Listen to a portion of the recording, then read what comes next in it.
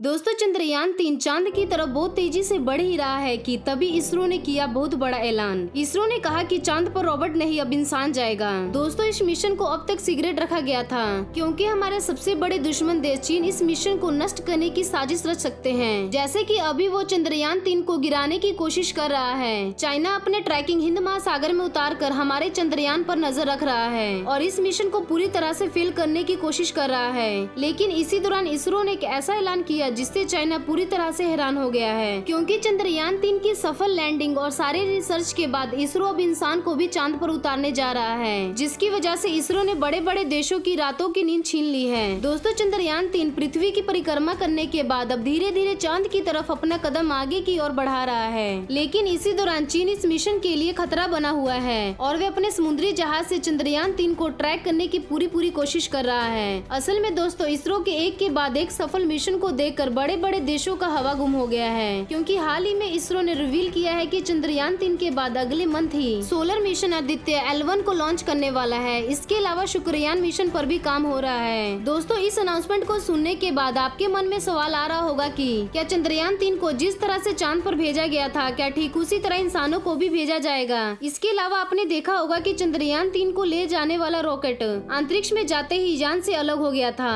ऐसे में एस्ट्रोनॉट के साथ ऐसा ही होगा तो वे धरती पर कैसे आएंगे और यह सभी बातें हर कोई जानना चाहता है। और दोस्तों आपको बता दें कि जो रॉकेट चंद्रयान-3 को ले गया था वो उससे अलग होने के बाद अंतरिक्ष में ही जलकर राख हो गया था। लेकिन जिस स्पेसक्राफ्ट में एस्ट्रोनॉट को भेजा जाता है उसका भी रॉकेट अंतरिक्ष में जाकर यान से अलग हो जाता है। और सोचने वाली बात यह है कि एस्ट्रोनॉट अंतरिक्ष से धरती पर वापस कैसे आते हैं। और दोस्तों आपको बता दें कि अंतरिक्ष में जाना जितना मुश्किल होता है उससे कई गुना ज्यादा अंतरिक्ष से धरती पर वापस आना होता है। और इसी प्रोसेस के दौरान कल्पना चावला और उनके साथ क्रू मेंबर का स्पेसक्राफ्ट जलकर राख हो गया था। इसी को सोचकर इसरो इस प्रॉब्लम को सॉल्व करते हुए एक ऐसा रॉकेट तैयार करने जा रहा है जिसमें एस्ट्रोनॉट के लिए हर तरह की फैसिलिटीज उपलब्ध करवाई जाएगी। और आपको बता दें कि स्पेसक्राफ्ट को पृथ्वी के एटमॉस्फेयर में एंटर कराना बहुत ही कठिन काम होता है। और इसी बात को ध्यान में रखकर इसरो ने स्पेसक्राफ्ट के ऊपर एक खास तरह के हीट इंसुलेशन शीट लगवाई गई है ताकि फ्रैक्शन और हीट से स्पेसक्राफ्ट को कोई नुकसान न पहुँचे। तो इस यान में मौजूद अंतरिक्ष यात्रियों के साथ वही होगा जो नासा के कोलंबिया स्पेसक्राफ्ट में मौजूद कल्पना चावला और उनके टीम के साथ हुआ था।